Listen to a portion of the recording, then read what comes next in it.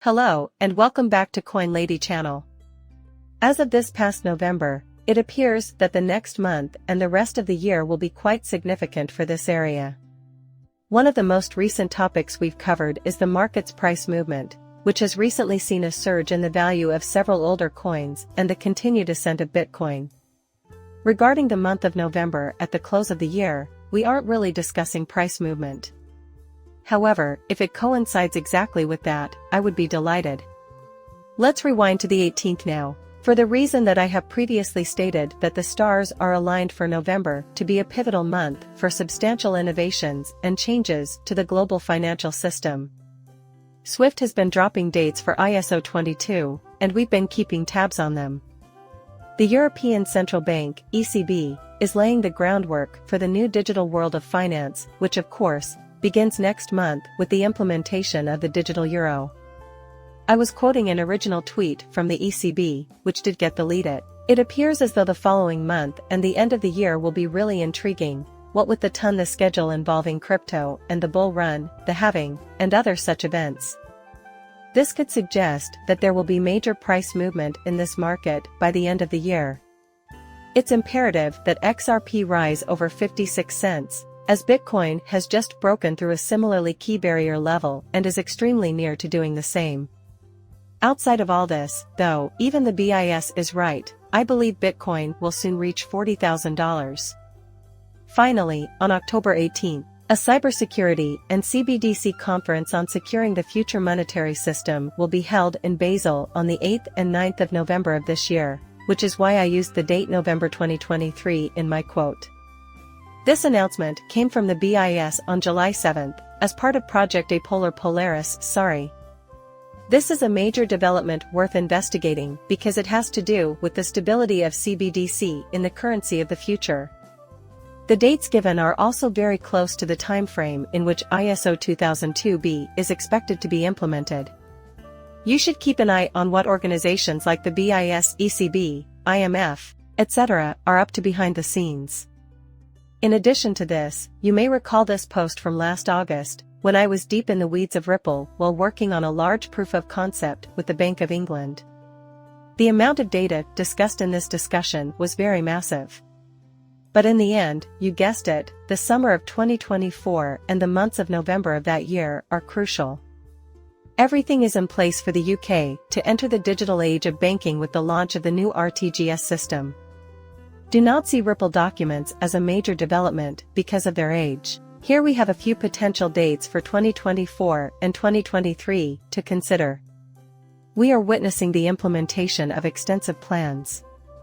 This year, on June 19 specifically, we migrated at CHAPS payments to ISO 22.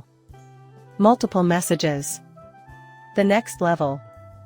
Stage 3 of the transition, introducing the new RTGS core ledger and settlement engine, was announced for the summer of 2024, as seen in a bank document from February of this year.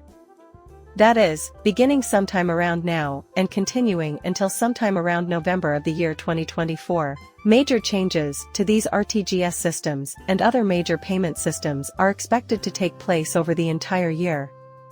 Again, many of these developments may occur sooner rather than later.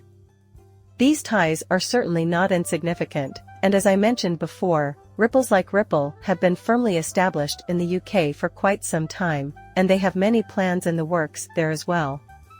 So, this is something worth taking a close look at, in my opinion. More importantly, though, let's rewind to November of this year.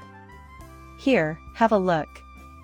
So, start with the chain reaction of flipping that switch. I don't know if you guys already knew this, but the next meeting between the SEC and Ripple will likely result in significant developments, and plans for it must be finalized by November 9, 2023. The matter will be concluded once the outstanding issue is resolved, which is the institutional sales. And this will be the very last, big argument ever made about XRP. I am eager to watch what develops with Ripple and the SEC in this regard. However, this must be done by the end of the 9th of November, or else, maybe by then we'll have seen a major update. If so, I can't wait to see it. This is another positive development that coincides with the month of November this year and ushers in the month of November in 2024. Aside from that, we also anticipate the release of new paperless digital banking systems by the end of the year. Ciao to ISO 22. Do it for this. In this case, all that's included is the announcement and some related material that essentially describes the business as digital banking as a service. We also hold a couple more nuanced perspectives on the matter. By providing a paperless digital account opening process in Asia's base market, Standard Chartered Bank made history as the first global bank to do so. What's particularly intriguing about this is how it ties back to Ripple, specifically, Standard Chartered and Deutsche Bank Schultheiss, both of which have ties to Ripple and wanted to do it again for this. By the way, I just recently made a video talking about Standard Chartered and their investment into Ripple that they had back in I want to say 2016-2017, this is also noteworthy. There is, however, Ripple Plus, a blockchain authorization system under which a bank has placed its charter partners. And here we have a few items from the paperwork. Deutsche Bank's Ripple paperwork. Very importantly, in terms of really kind of looking at the demand side of things, Mr. Burla tells us that Ripple developed its technology with scalability in mind, so that our solution can handle hundreds of thousands of transactions per second at institutions like Standard Chartered, Santander, and Bank of America. DLT stands for Distributed Ledger Taxonomy, which may be found over here as well. We have also indicated in this circle that it is okay to make the ledger, or distributed ledger, for example Ripple, available to the public. Excitingly so. Here's another screen capture of the same text, this time from under blockchain types, scalability, and medium, where you have public permissioned. The Worldwide Financial Transaction System is a Ripple example. Excitingly so. Exciting and intriguing. And this is an accurate paraphrase of a published piece. Stan Char Deutsch, executive or execute a stablecoin payments over UDP-N blockchain, Deutsche Bank, yesterday or now I want to say it's almost 2 days ago. The process by which they are granting this award is also very intriguing. Unlike SWIFT, which relies on an open blockchain for message exchange between financial institutions, the CBC claims it can connect payments across many CBC and blockchain networks by using messages with the same format. This is essentially a decentralized, cross-chain, CBDC-agnostic network. Excitingly so. Again, this is a global, digital payment system. How will the differences be resolved? The question is how several currencies will be linked. How many people actually believe that it was CBDCs and stable currency is surprising to me. You still wouldn't be able to utilize XRP if you knew that CBDCs didn't exist, unlike stable coins. You still need a decentralized bridge currency when you have several forms of value, whether they are stable coins or CBDCs. When you take into account the need to settle transactions involving stable coins, fiat dollars, digital currencies, and tokenized things of value, it's easy to see why this could be a major challenge. You can't have mutually agreeable settlements in this situation without a decentralized bridge currency. Because of this, what Ripple has built and addressed is extremely important, but we also have this that goes beyond all of that. All throughout the world, banks and other financial institutions are getting ready for this year's November. Keep in mind that all the main financial institutions have now standardized on the introduction of ISO 22. Many of these are not limited to the banking industry. That's the DTCC, too. General Swift. This, is a major development. However, here you may find things like Brokerway is now ready for rapid release 20.3 in the latest news section.